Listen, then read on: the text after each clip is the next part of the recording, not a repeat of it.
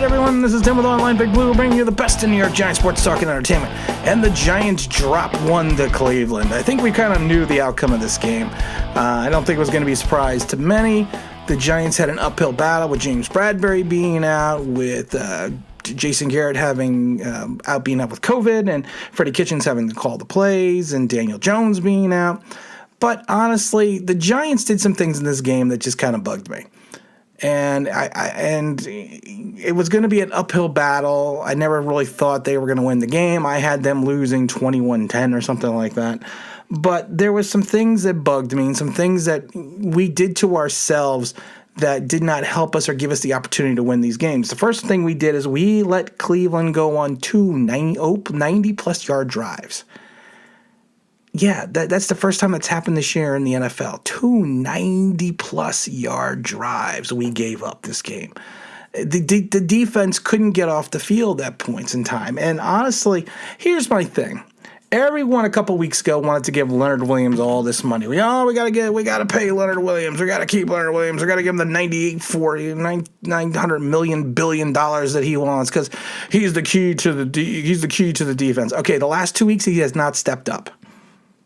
Plain and simple, he has not stepped up in the last 2 weeks.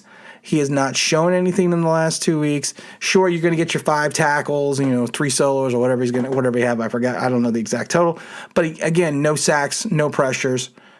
You want to get paid like Aaron Donald. You have to show me an Aaron Donald effort, especially in big games. And Leonard Williams has really never played in a big game in his career. So that was the first thing that bugged me. The second thing that bugged me is Joe Judge. Joe Judge with the fake on with the fake field goal, and then going for it on 4th and 2 in the red zone. You don't take points off the board. And I know they're saying, well, he's got to try to manufacture points where he can, but here's the problem. There is a huge difference between going into halftime 13-3 and 13-9.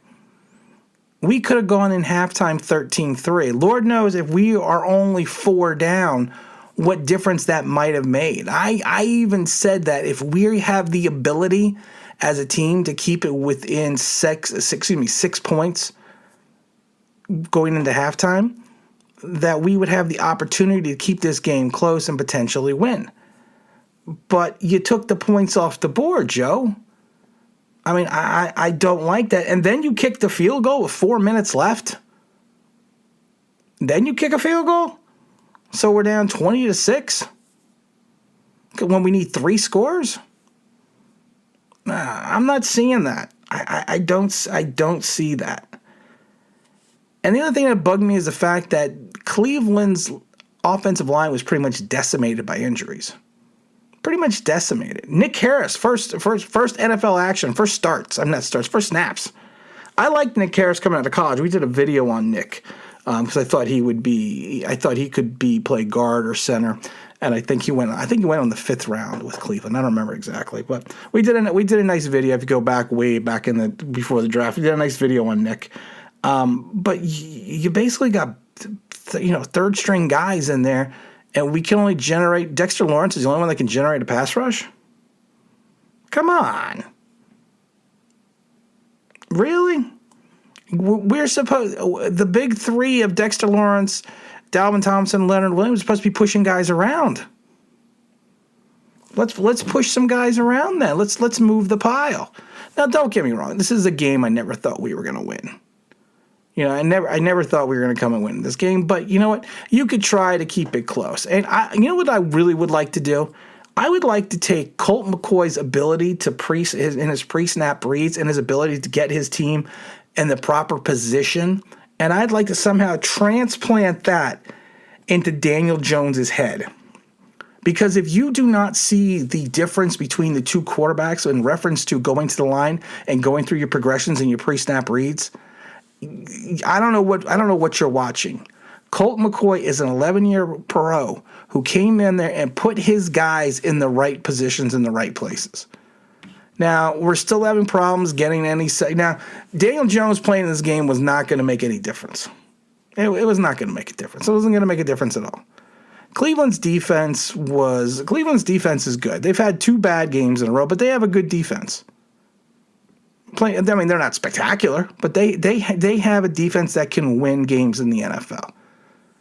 And the offense is just good. And one of the things I said about Cleveland going into this game, and I love it because I got mocked for it a couple times. I was getting mocked for it. I said, you need to watch out for Cleveland's passing game. Not just Baker Mayfield, but I said, you need to watch out for Higgins, Landry, and Hooper.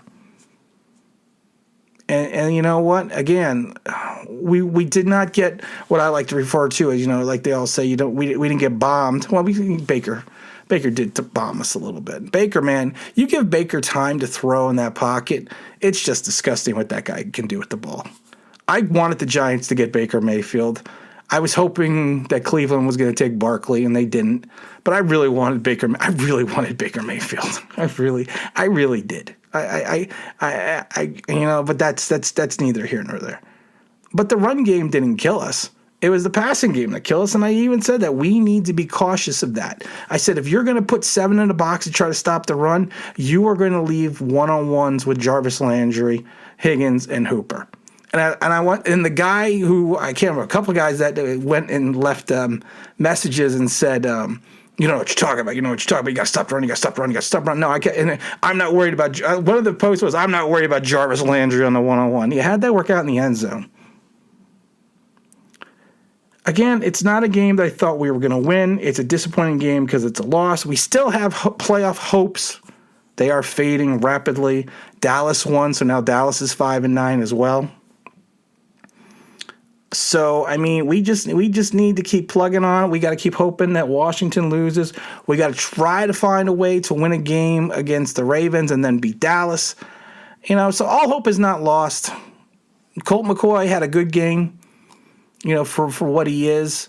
And like I said, I just wish we could take his brain and transplant it into Daniel Jones's body, because the difference between Colt McCoy and Daniel Jones in the pocket also is just night and day.